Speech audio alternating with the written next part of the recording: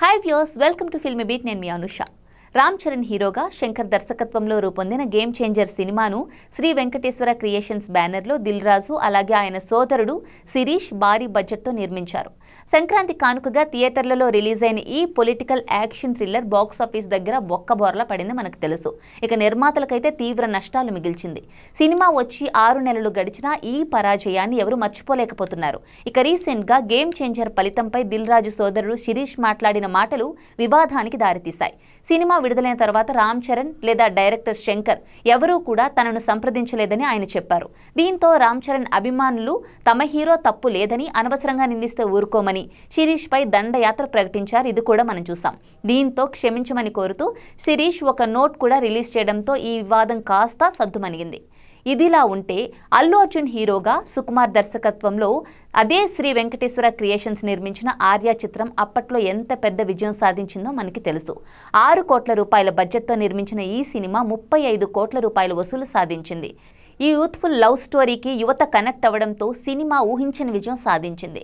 ఆ సినిమాతోనే బన్నీ, సుకుమార్, దిల్ రాజు కెరీర్ మొదలైంది. అందరూ అప్పటికే చెరో సినిమా చేసినప్పటికీ కూడా రెండవ చిత్రం ఆర్యాతో బ్లాక్ బస్టర్ హిట్ అందుకున్నారు. మరి ఈ సినిమాకు బన్నీ పారితోషికంపై శిరీష్ కొన్ని ఇంట్రెస్టింగ్ విషయాలు రివీల్ చేశారు. బన్నీకి పారితోషికం ఎంత ఇవ్వాలో అల్లు అరవింద్ గారిని అడిగాం. సినిమా ఆరంభంలోనూ చెప్పలేదు, పూర్తయిన తర్వాత కూడా చెప్పలేదు. దీంతో ఎంత అడుగుతారో తెలియక మాకు టెన్షన్ మొదలైంది. రిలీజ్కి ముందు 4 రోజుల ముందు కూడా మళ్ళీ దిల్ రాజు వెళ్ళి అడిగారు. అప్పుడు కూడా ఏం చెప్పలేదు. తర్వాత రోజు ప్రసాద్ ల్యాబ్లో సినిమా వేశాం.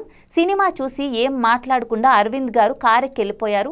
అప్పుడు మళ్ళీ దిల్ రాజు ఇంటికెళ్ళి ఇప్పటికైనా చెప్పండి అని అడిగితే, నైజాంలో కోటి వసూళ్లు సాధిస్తే 10 లక్షలు ఇవ్వండి, 2 కోట్లు అయితే 20 లక్షలు ఇవ్వండి అని ఇలా లెక్కలు చెప్పారు.